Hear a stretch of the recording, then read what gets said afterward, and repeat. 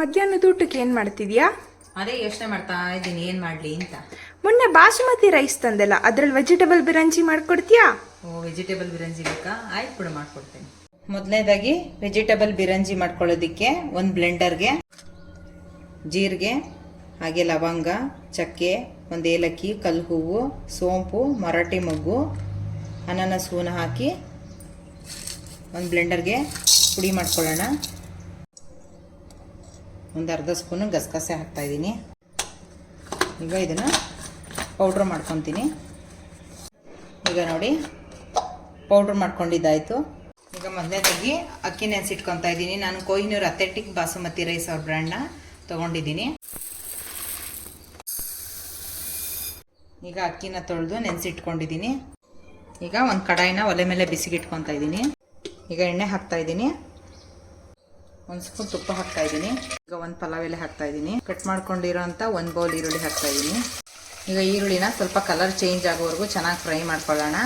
ಈಗ ಹಸಿಮೆಣ್ಸಿನ್ಕಾಯಿ ಹಾಕ್ತಾಯಿದ್ದೀನಿ. ಈಗ ಸ್ವಲ್ಪ ಗೋಡಂಬಿ ಹಾಕ್ತಾಯಿದ್ದೀನಿ. ಒಂದು ಸ್ಪೂನ್ ಶುಂಠಿ ಬೆಳ್ಳುಳ್ಳಿ ಪೇಸ್ಟ್ ಹಾಕ್ತಾಯಿದ್ದೀನಿ. ಈಗ ಶುಂಠಿ ಬೆಳ್ಳುಳ್ಳಿ ಪೇಸ್ಟಲ್ಲಿರೋಂಥ ಹಸಿ ವಾಸನೆ ಹೋಗೋವರೆಗೂ ಚೆನ್ನಾಗಿ ಫ್ರೈ ಮಾಡ್ಕೊಳ್ಳೋಣ. ಈಗ ಕಟ್ ಮಾಡ್ಕೊಂಡಿರೋಂಥ ಟೊಮೆಟೊ ಹಾಕ್ತಾಯಿದ್ದೀನಿ. ಬೀನ್ಸು, ಕ್ಯಾರೆಟು, ಆಲೂಗೆಡ್ಡೆ, ಬಟಾಣಿ, ಹೆಚ್ಕೊಂಡಿರೋಂಥ ಕೊತ್ತಂಬರಿ ಸೊಪ್ಪು, ಹಾಗೆ ಪುದೀನ ಸೊಪ್ಪು ಹಾಕ್ಕೊಂಡು ಎಣ್ಣೆಯಲ್ಲಿ ಚೆನ್ನಾಗಿ ಇದನ್ನು ಫ್ರೈ ಮಾಡ್ಕೊಳ್ಳೋಣ. ಈಗ ನೋಡಿ, ತರಕಾರಿ ಎಣ್ಣೆ ಬಿಟ್ಕೊಳ್ಳೋವರೆಗೂ ಫ್ರೈ ಮಾಡ್ಕೊಂಡಾದ್ಮೇಲೆ ಒಂದು ಅರ್ಧ ಕಪ್ ಮೊಸರು ತೊಗೊಂಡಿದ್ದೀನಿ. ಖಾರದ ಪುಡಿ ಹಾಕ್ತಾಯಿದ್ದೀನಿ. ಒಂದು ಸ್ಪೂನ್ ಧನಿಯಾ ಪುಡಿ, ಆವಾಗಲೇ ಪೌಡ್ರ್ ಮಾಡ್ಕೊಂಡಿರೋ ಅಂಥ ಮಸಾಲೆ ಪೌಡ್ರನ್ನ ಒಂದು ಸ್ಪೂನ್ ಹಾಕ್ತಾಯಿದ್ದೀನಿ. ಈಗ ಇದನ್ನು ಚೆನ್ನಾಗಿ ಮಿಕ್ಸ್ ಮಾಡ್ಕೊಳ್ಳೋಣ. ಈಗ ನೋಡಿ, ಮಿಕ್ಸ್ ಮಾಡ್ಕೊಂಡಿದ್ದಾಯಿತು. ನೋಡಿ, ಈ ಪೇಸ್ಟ್ನ ಇವಾಗ ತರಕಾರಿ ಬೇಯೋದಕ್ಕೆ ಹಾಕ್ತಾಯಿದ್ದೀನಿ. ಈಗ ಚೆನ್ನಾಗಿ ಇದನ್ನು ಫ್ರೈ ಮಾಡ್ಕೊಳ್ಳೋಣ. ಎಣ್ಣೆ ಬಿಟ್ಕೊಂಬರ್ಬೇಕು. ಈಗ ಪ್ಲೇಟ್ ಮುಚ್ತಾಯಿದ್ದೀನಿ. ಒಂದು 5 ನಿಮಿಷ ಕುಕ್ ಆಗಲಿ. ಇವಾಗ ನೋಡಿ, ಆಯಿಲೆಲ್ಲ ಈ ರೀತಿ ಮೇಲೆ ಬರಬೇಕು.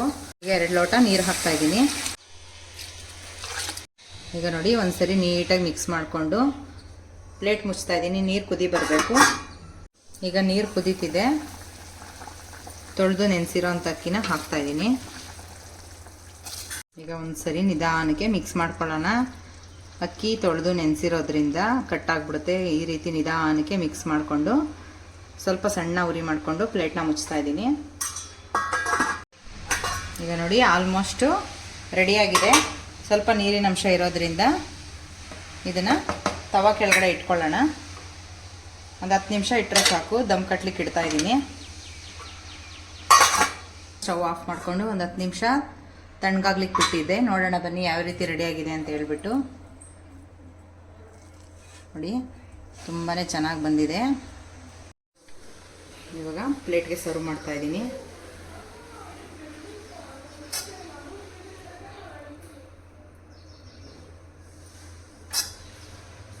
ಅನ್ನ ಕೂಡ ಉದುರುದ್ರಾಗಿ ಬಂದಿದೆ. ನೋಡಿ, ತುಂಬ ಚೆನ್ನಾಗಿ ಬಂದಿದೆ. ಒಳ್ಳೆ ಗಮ್ ಅಂತ ಅರೋಮ ಕೂಡ ಬಂದಿದೆ. ಅನ್ನನೂ ಕೂಡ ತುಂಬಾ ಉದುರುದ್ರಾಗಿದೆ. ತುಂಬ ಸಿಂಪಲ್ಲಾಗಿ ಮಾಡ್ಕೋಬೋದು. ನೀವು ಕೂಡ ಟ್ರೈ ಮಾಡಿ ಹೇಗೆ ಬರುತ್ತೆ ಅಂತ ನನಗೆ ಕಮೆಂಟ್ಸಲ್ಲಿ ತಿಳಿಸಿ. ಇನ್ನಷ್ಟು ಈಸಿ ರೆಸಿಪಿಗಳಿಗೋಸ್ಕರ ನನ್ನ ಪೇಜ್ನ ಫಾಲೋ ಮಾಡಿ. ನೆಕ್ಸ್ಟ್ ವೀಡಿಯೋದಲ್ಲಿ ಭೇಟಿಯಾಗೋಣ. ಎಲ್ರಿಗೂ ನಮಸ್ಕಾರ.